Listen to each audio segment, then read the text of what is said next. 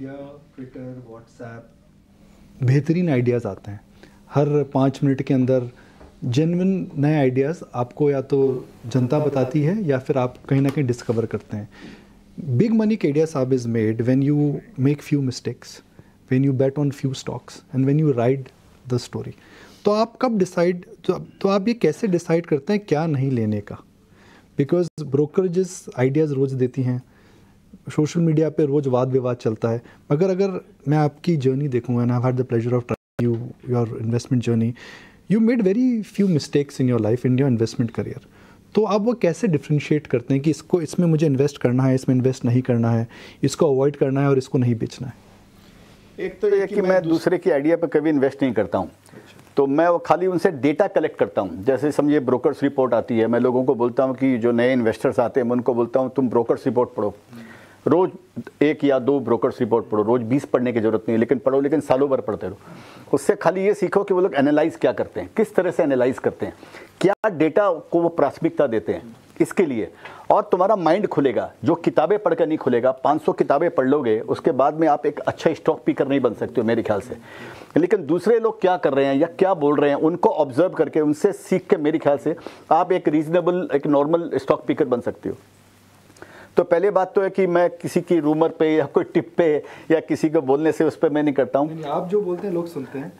नहीं, मुझे अभी ऐसा है कि अभी जो अगर बोलता हूँ तो कुछ लोग सुन लेते होंगे, लेकिन पहले तो ऐसा नहीं था, पहले मैं लोगों की सुनता था। लेकिन अपना दिमाग ये रहता है कि सुनना सबका, करना अपने मन का। तो सबको सुन के आपको अपना एक आइडिया क्रिएट करना है। तो मेरा हमेशा ध्यान इस चीज़ के रहता है कि डेटा कलेक्टर, इंफॉर्मेशन आपके पास में सब आती रहनी चाहिए।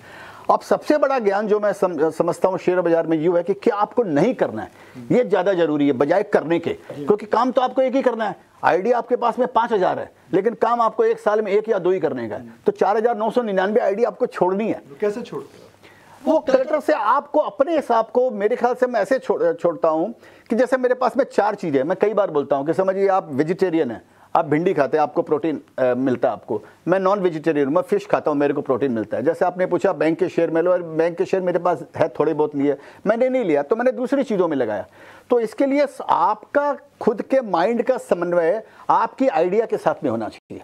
ये मैंने लाइफ के अंदर में सीखा है। आपका जो कैरेक्टरिस्टिक है, आपकी जो पर्सनैलिटी है, आपका जो स्वभाव है, आपका जो व्यवहार है, आप जो खुद हैं, वो शेयर के साथ में मिलना चाहिए।